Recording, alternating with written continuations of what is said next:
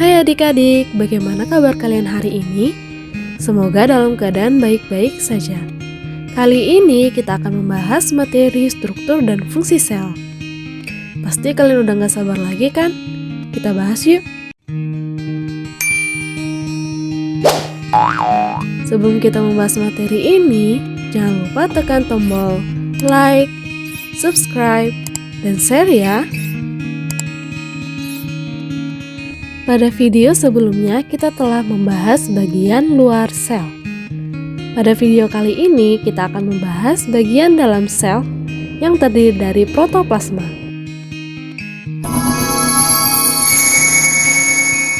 Semua yang ada di dalam membran sel disebut dengan protoplasma. Jadi, protoplasma adalah semua bahan yang mengisi bagian dalam sel. Protoplasma terletak di dalam dan mengelilingi membran sel. Protoplasma mengandung senyawa-senyawa kimia organik dan anorganik yang merupakan komponen kimia pada sel.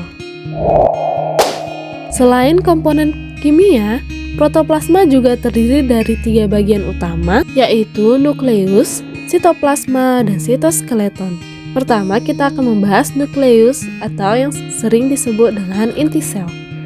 Nukleus merupakan bagian inti sel yang mengatur seluruh aktivitas sel. Di dalam nukleus, terdapat beberapa komponen penting seperti anak inti atau nukleolus, cairan dalam inti atau nukleoplasma, membran inti atau karioteka, dan benang-benang kromatin atau kromosom. Setiap komponen tersebut memiliki tugasnya masing-masing. Karioteka letaknya paling luar inti sel, memiliki pori-pori, dan berfungsi sebagai tempat pertukaran zat dengan sitoplasma. Nukleolus berfungsi untuk membentuk rRNA yang nantinya akan menyusun ribosom. Nukleoplasma merupakan cairan kental dan transparan di dalam inti sel yang berfungsi sebagai tempat terjadinya reaksi-reaksi kimia dalam nukleus. Kromatin membentuk kromosom yang berfungsi membawa materi genetik berupa DNA. Keempat komponen tersebut saling bekerja dan dapat menjalankan fungsi nukleus berupa mengendalikan proses berlangsungnya metabolisme dalam sel, menyimpan informasi genetik pada kromosom yang membentuk DNA sebagai pusat sintesis asam nukleat, DNA dan RNA, mengontrol pertumbuhan sel, dan tempat penyimpanan protein.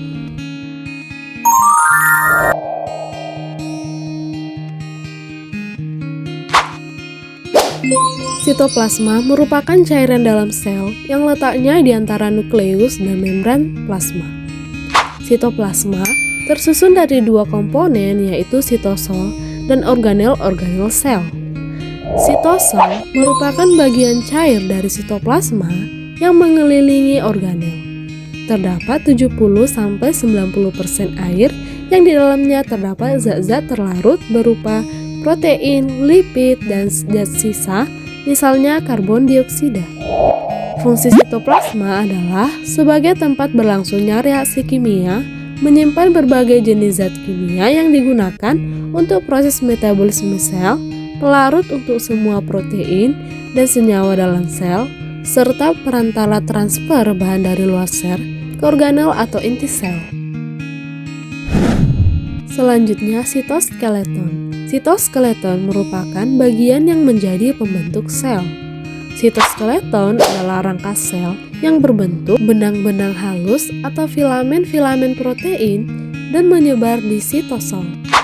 Selain sebagai pemberi bentuk, sitoskeleton juga berfungsi untuk mengatur pergerakan yang ada di dalam sel dan mempertahankan organel-organel sel untuk tetap berada di tempatnya masing-masing. Perhatikan organel mitokondria. Mitokondria tetap pada tempatnya karena ditopang oleh sitoskeleton. Sitoskeleton terbagi menjadi 3 jenis, yaitu mikrofilamen, filamen intermediate, dan mikrotubulus. Mikrofilamen adalah lapisan paling tipis dan letaknya di pinggir sel. Filamen intermediate adalah lapisan yang ketebalannya sedang, tersebar di sitosol dan berfungsi untuk mempertahankan bentuk sel. Mikrotubulus merupakan lapisan paling tebal dan tersusun dari protein tubulus, berfungsi untuk menggerakkan organel, pembentukan silia, dan flagel. Itulah pembahasan tentang struktur dan fungsi sel. Terima kasih telah menonton video ini dan sampai jumpa pada materi berikutnya.